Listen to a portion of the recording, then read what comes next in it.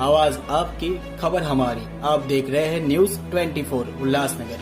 लोकसभा में विपक्ष के नेता राहुल गांधी को बीजेपी के एक पूर्व विधायक तरविंदर सिंह मारवा द्वारा कथित तौर पर धमकी दिए जाने के मामले में कांग्रेस की प्रदेश अध्यक्ष नाना पटोले के मार्गदर्शन में उल्लासनगर के नेहरू चौक पर जिलाध्यक्ष रोहित साल्वे के नेतृत्व में जोरदार प्रदर्शन किया गया।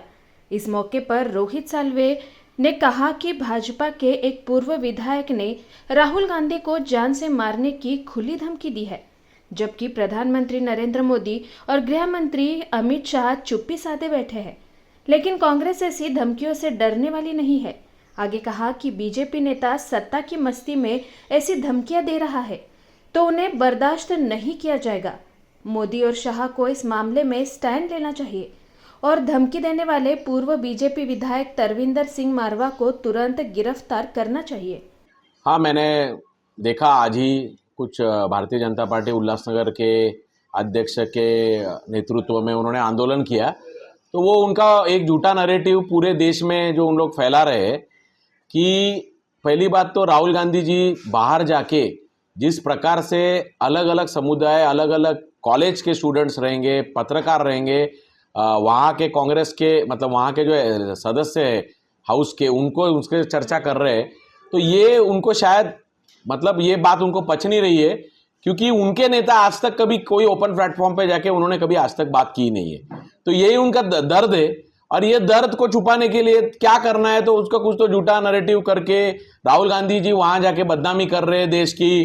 फिर दो और मुद्दे उन्होंने जो लिए हैं कि आरक्षण खत्म कर देंगे और सिखों के बारे में अपमान किया है, तो ये सारा जो है ये झूठा नैरेटिव है। ये सिर्फ इसी कारण है क्योंकि जो उनका नेता नहीं कर पा रहा है वो हमारा नेता है, हमारे लोकसभा के विरोधी पक्ष नेता है, वो बहुत मतलब खंभीर तरीके से ये सारे मुद्दों को पब्लिक में जाके ओपन प्लेटफॉर्म में, अभी हमारे पंतप्रधान ने तो पिछले 10 साल में एक प्रेस कॉन्फ्रेंस भी नहीं किया, तो इसलिए उनको तकलीफ है। वो तकलीफ को कहा तो लोगों का मन डाइवर्ट करने के लिए सारे मुद्दे उन लोग ले रहे हैं। इस इंटरव्यू में उन्होंने क्या कहा था?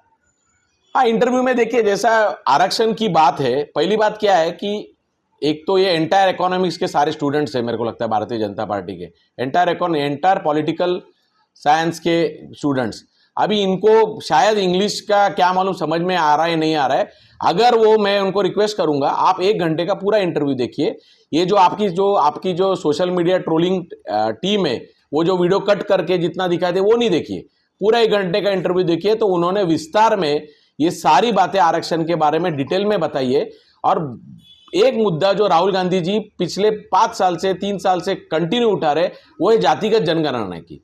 तो उन्होंने ये पूरे डिटेल में बताया जब कि जातिगत जनगणना क्यों जरूरी है, क्योंकि जब तक जिसकी कितनी हिस्सेदारी है, भागीदारी होगी, उसके हिसाब से उसकी हिस्सेदारी होगी। तो जब हमको मालूम ही नहीं है कि कौन से समाज की कौन ओबीसी कितने परसेंटेज है, एससी कितने, एसटी कितने, 2021 में इनको जनरल लोकल सेंसस करनी थी, वो भी इन्होंने की नहीं, तो जातिगत जनगणना पे बात ही नहीं है। अच्छा, अगर ये बोल रहे आरक्षण को हम क्या क्या, अभी तो बहुत बड़ा बड़ा डायलॉग मारा, अभी ये इतिहास पूरे दुनिया को मालूम है कि आरएसएस अपना आरक्षण के विरुद्ध में कौन है, आरएसएस रहेगी, उनके सब संगठन रहेंगी। इतने सालों से आरक्षण का विरोध किसने किया, आरक्षण हटाने की बात कौन करता है? तो ये तो प्रूफ, ये लोगों को बताने की जरूरत भी नहीं है। लेकिन अगर वो सही में आरक्षण के समर्थन में इतना जैसा बोल रहे, तो जातिगत जनगणना पे बात करे वो कि हाँ हम तैयार है जातिगत जनगणना पे एक भी स्टेटमेंट देने को हमारे पंतप्रधान तैयार नहीं है। ये लोग कुछ भी झूठा बात बोल रहे हैं। राहुल गांधी जी ने स्पष्ट कहा है, उन्होंने तो इससे आगे बढ़कर कहा है कि हमको 50% का जो आरक्षण लिमिट संविधान में है और कोर्ट ने जो उसमें डायरेक्शन दिया है, उसको भी और आगे लेके जाना है। अगर जातिगत जनगणना में 90% लोग पीछे रह रहे, तो 90% लोगों को मेन स्ट्रीम में लाने के लिए ये कदम भी वो उठाने को तैयार है।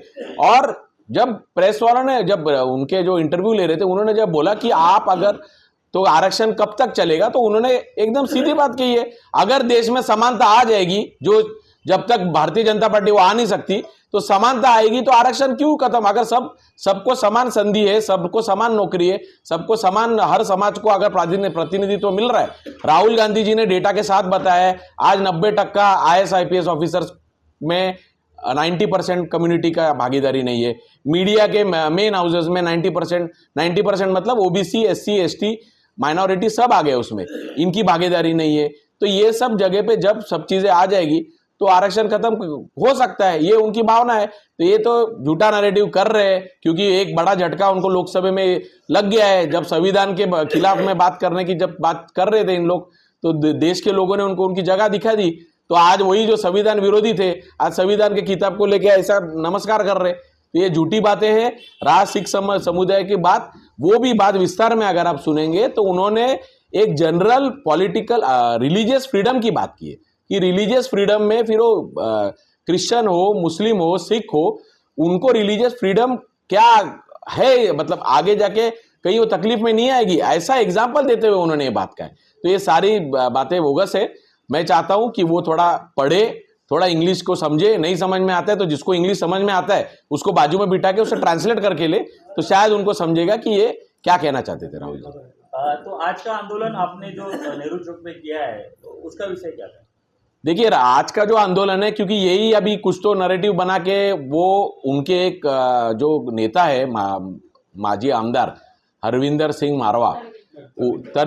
मारवा, उन्होंने बहुत घटिया बात की कि हम लोग जो है इनका राहुल गांधी का हाल वही करेंगे जो उनके दादी का किया था।